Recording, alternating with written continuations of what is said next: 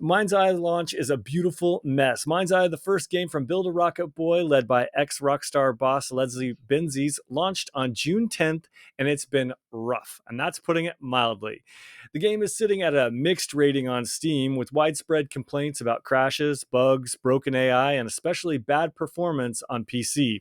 Some players are even securing refunds, including from Sony, which is almost unheard of, and people are showing that they're getting refunds from PlayStation, and it's making people recall, Cyberpunk 2077 situation with the amount of bugs and complaining that's going on with this game. The chaos has reached streamers too. Several sponsored live streams were abruptly canceled last minute, including one from Carnage, who got pulled right as the game loaded. Another streamer, Dark Viper AU, laughed all the way through his technical issues on stream.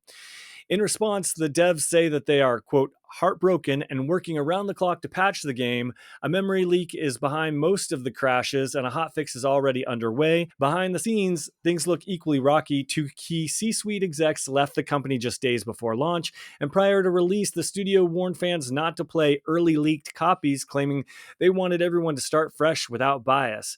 This stirred speculation after the co-CEO alleged a concerted effort by bots or paid accounts to tank the game's reputation. I don't think you needed to pay anyone to do that, buddy. A claim the publisher couldn't back up. MindsEye launched with a full single-player campaign, multiple mission types, races, and a $60 price tag, with plans for premium DLC and seasonal content. Whether that's enough to recover from this rocky launch remains to be seen. So this is definitely a crazy launch for MindsEye. Can they turn it around, gentlemen, or will it fly the way of the Concorde and disappear? This thing is toast. We knew something was up when the co-CEO was talking about the whole conspiracy about tanking the game before launch, and it was only like 2 weeks away from the launch. You knew something was up, and as soon as it hits Twitter that there's all sorts of bugs in this game, you just see people like walking through the air. You see the wonky drive mechanics, shooting mechanics falling. You'll see a lot of other people saying otherwise, that the game is totally fun. And who knows how much those people are getting paid, but it sounds great. Right. I don't even think they have enough backing to get to a Cyberpunk redemption. Yeah, they're not CD Projekt Red, so this thing's history.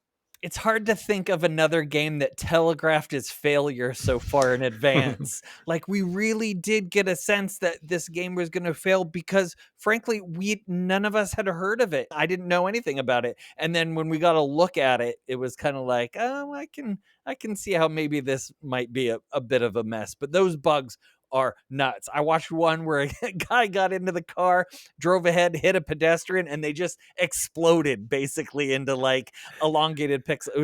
It was actually quite fun. Yeah, I'm really curious why they knew, right? Didn't they know that these bugs were there? With those guys leaving, they had to have known that this wasn't really proper for launch. So either something forced them to launch it ahead of schedule and they couldn't push it back, or they just made some really bad decisions. I feel bad for the people that work so hard on these games, pour their hearts for years into these games, and then this is the response and this is what happens. I feel bad for the people involved. Yeah, definitely, because someone up top isn't quite doing their job right, that's for sure. My main thing here was the marketing was all over the place. Video games are our lives, and we were sitting here on this podcast asking, what is this game? It was so poorly communicated and then so poorly executed. I don't know if it needs to be redeemed, to be honest with you. I don't know that there's a lot there. I mean, or maybe they have a lot of work to do, like a No Man's Sky, but I just don't see that happening.